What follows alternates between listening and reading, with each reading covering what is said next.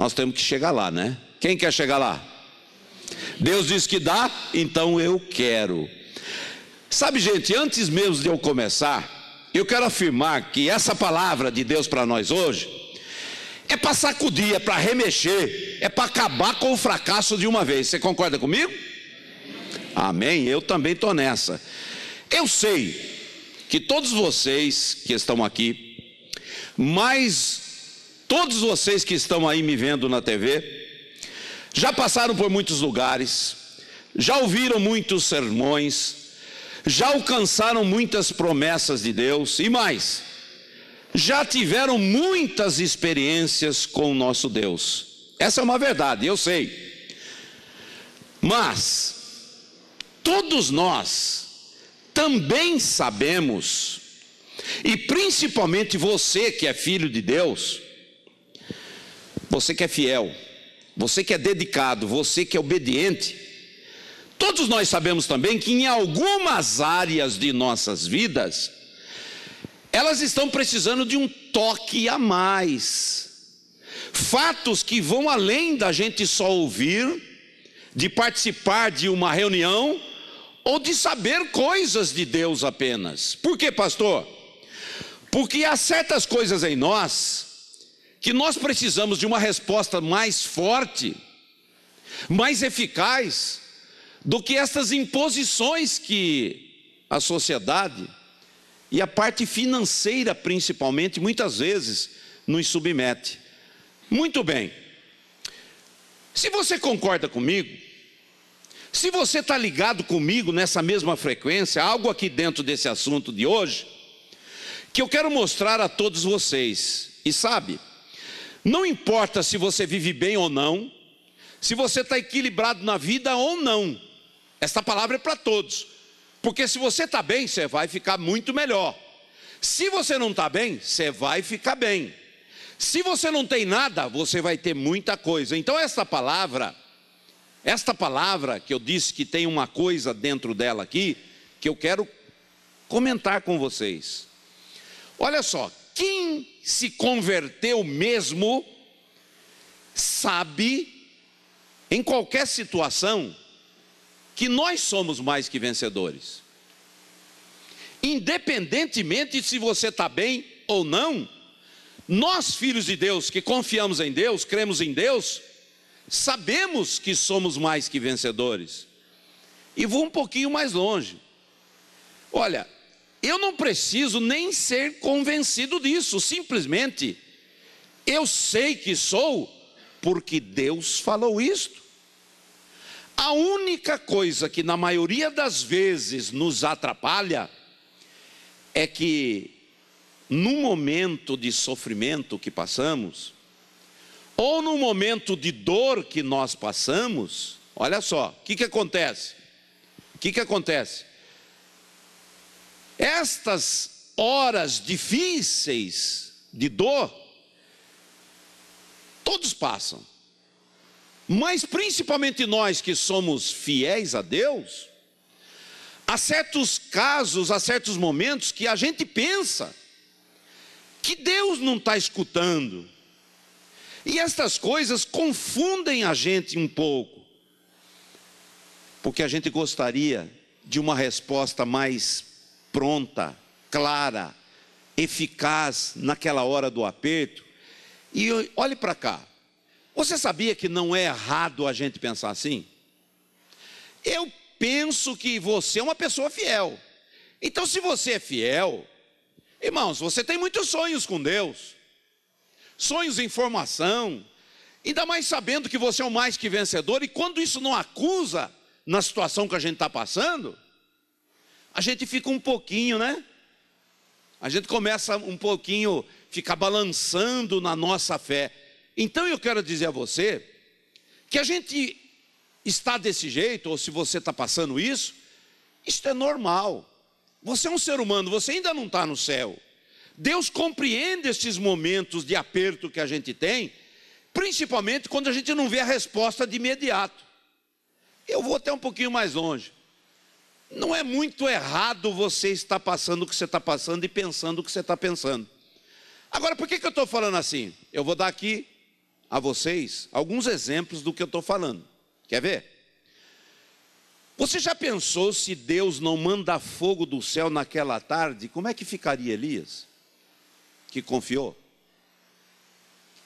Você já imaginou se o mar, naquela hora crucial, não abrisse para Moisés e o povo passar?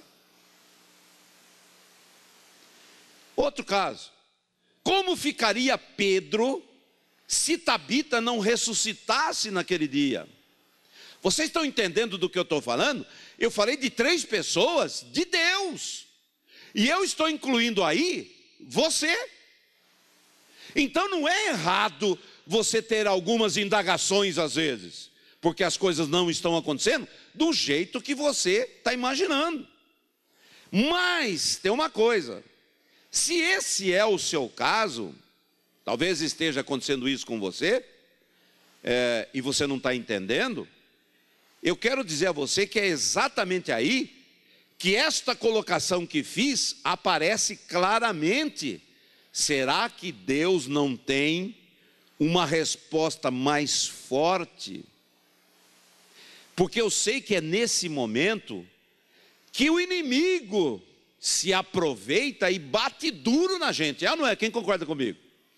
Quando você dá uma deslizadinha pequena, meu irmão, o inimigo vem e bate duro na gente nessas horas. E nós, filhos de Deus, meu Deus, eu não estou negando vitórias, momentos felizes, abençoados. Imagina, seria um pecado eu falar isso. Mas a questão aqui é, por que isso não acontece sempre e todas as vezes conosco?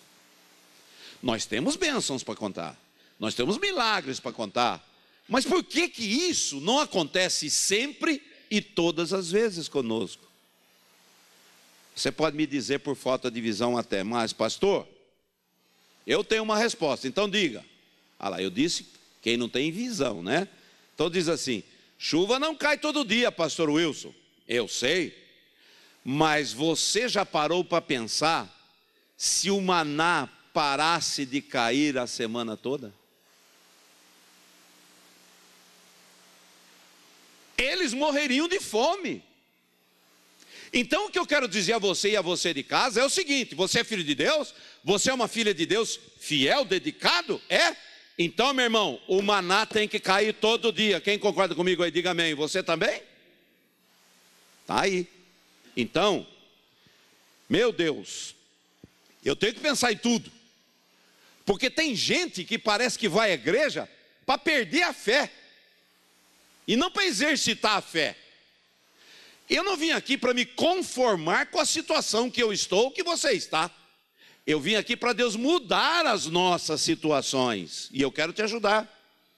Diante desse quadro, irmãos, esse texto de Eclesiastes, para mim ela é a melhor resposta, sou sincero, para todas as nossas indagações, e você vai entender no decorrer dessa palestra que realmente esse texto é. E eu vou dividi-lo em 3 partes para a gente não fazer confusão. Primeira coisa, diz aqui o texto, e quanto ao homem, diz aí o texto, a quem Deus deu riquezas, bens e poder. Essa é a primeira. Segunda coisa, tomar sua porção. E terceira coisa, alegrar-se no seu trabalho. Então vamos aqui analisar a primeira, riquezas, bens e poder. Se você observar bem como eu fiz, você vai ver que essas 3 coisas bem direcionadas, riquezas, bens e poder, colocam qualquer pessoa em evidência. E vou dizer mais, em qualquer circunstância, e melhor ainda que isso tudo. Deus disse que primeiro faria, segundo daria, e eu estou feliz com isso. Olha só para o texto. E quanto ao homem, a quem Deus deu riquezas e não tirou. Diz a palavra que Deus deu riquezas. Quem quer riquezas aí? Meu irmão, o que você acha que é riquezas? Eu não estou falando só de dinheiro, porque às vezes você tem muito dinheiro, mas não tem saúde. Às vezes você tem muito dinheiro e tem saúde, mas sua família está toda destroçada. filhos todos desviados. Então a pessoa, para ter uma vida equilibrada, ela precisa ter o quê? Ela precisa ter riquezas de Deus em todas as áreas. E Deus disse que daria e não tiraria, glória a Deus. Então cabe a nós sermos, primeiro, otimistas e não pessimistas. Meu irmão, não fique aí se desvalorizando, diminuindo. Deus disse que daria e disse que faria. Quer dizer, Ele quer. Então, é seu desejo. Você precisa saber isso. É desejo de Deus te dar e te fazer isso. Então, é o desejo de Deus ver isso acontecendo com todos os seus filhos. Glória a Deus por isso. Olha, eu sei que muitos questionam as afirmações de Deus por parecerem coisas impossíveis. Eu sei.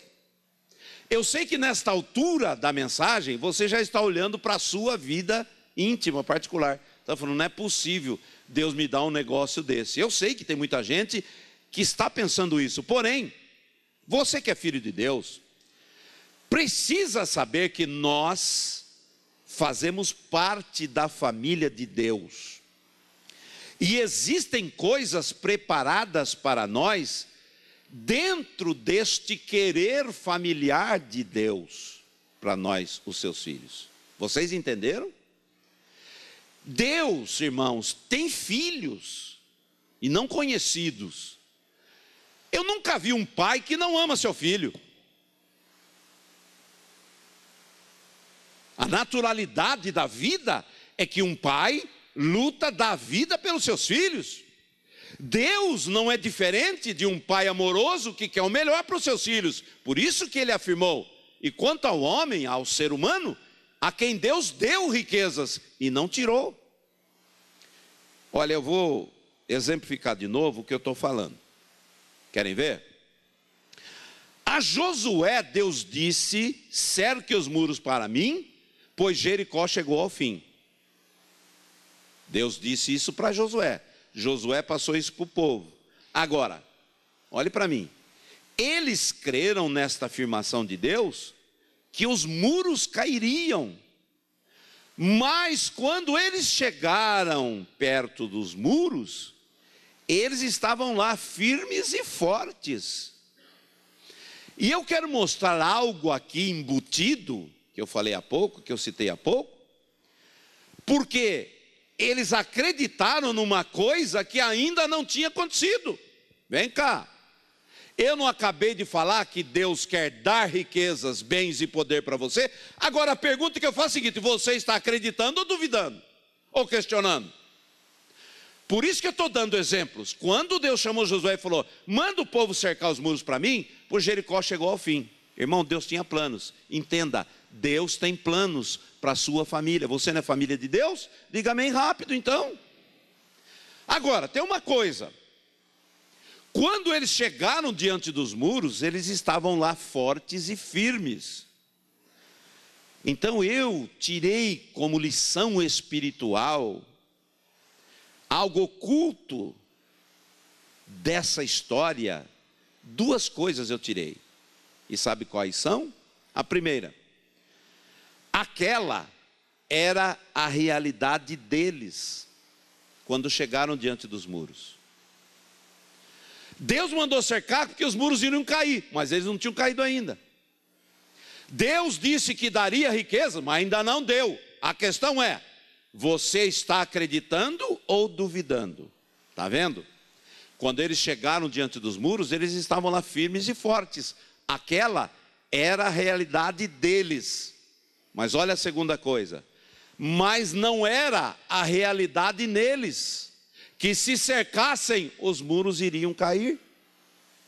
Meu amado irmão, nessa sua circunstância, você precisa entender que há coisas ocultas, embutidas, que você talvez não esteja enxergando por causa das circunstâncias. Você está olhando muros.